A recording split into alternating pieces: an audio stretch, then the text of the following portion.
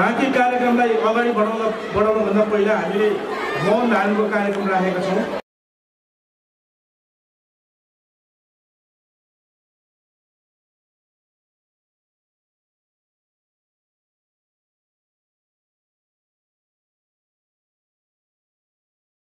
अब हाम्रो स्वागत कार्यक्रम आरम्भ हुन्छ। सम्पूर्ण अतिथिज्यूहरूलाई र अभिभावकज्यूहरूलाई स्वागत गर्न कक्षा 10 का विद्यार्थी बहिनीहरू सङ्गीनी नृत्य लिएर आउँदै हुनुहुन्छ।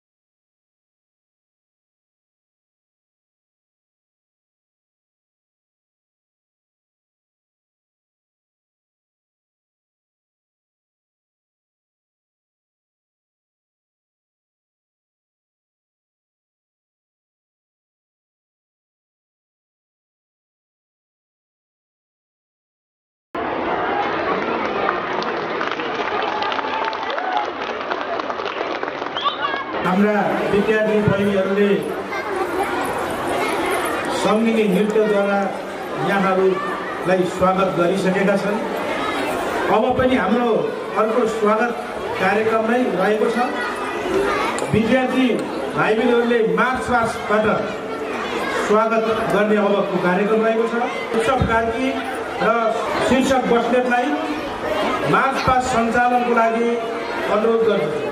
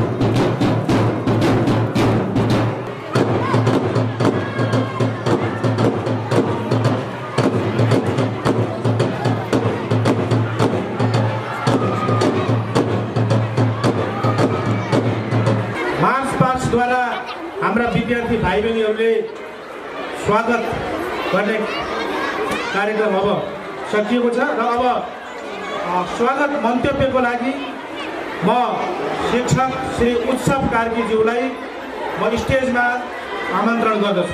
Distinguished chairperson of this event, special guest, our chief guest,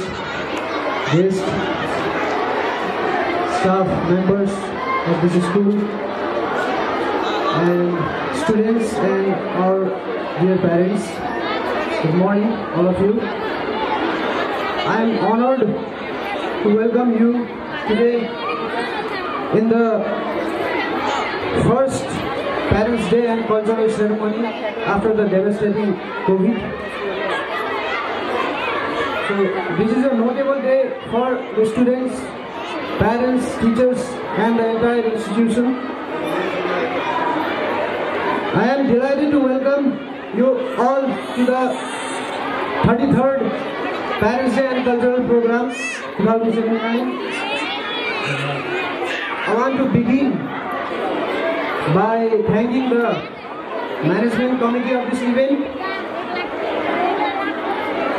teaching staff, non-teaching staff, volunteer students, our performer students for their tireless effort.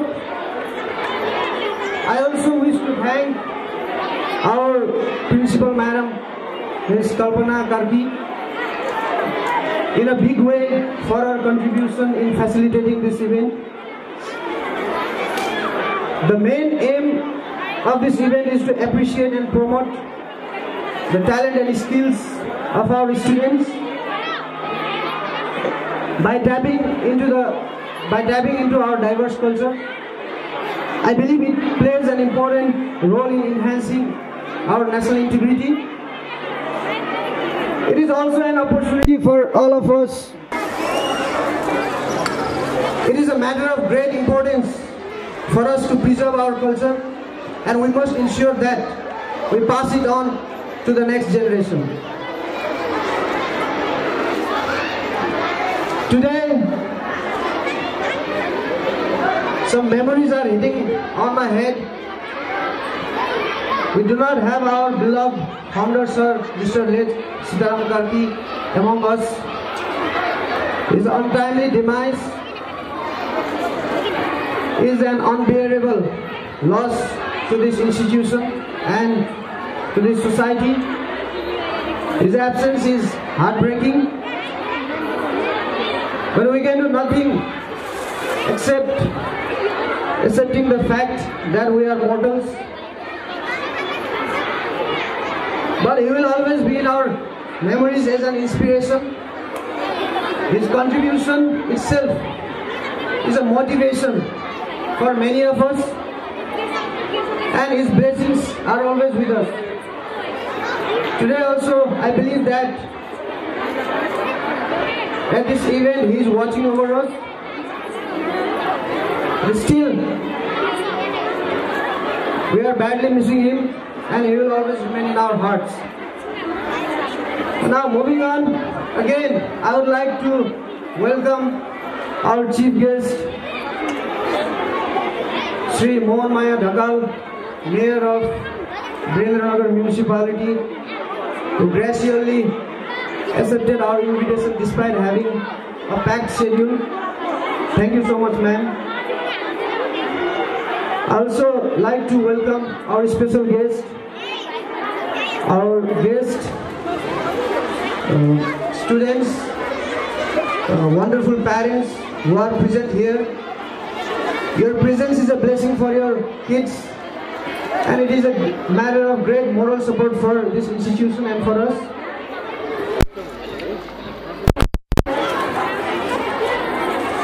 आज हजुरहरूको गरिमामय उपस्थितिले हाम्रो कार्यक्रमको शोभा बढाएको छ।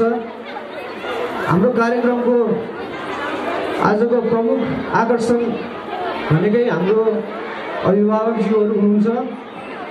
हजुरहरूको साथ हौसला र सल्लाहले गर्दा आज यहाँसम्मको यात्रा सम्भव भएको छ र यसअघिको यात्रा पनि हजुरहरू बिना सम्भव हुने छैन। र आज हाम्रो कार्यक्रम विभिन्न सांस्कृतिक प्रस्तुतिहरूबाट अगाडि बढ्नेछ। आशा छ हजुरहरूलाई राम्रो लाग्नेछ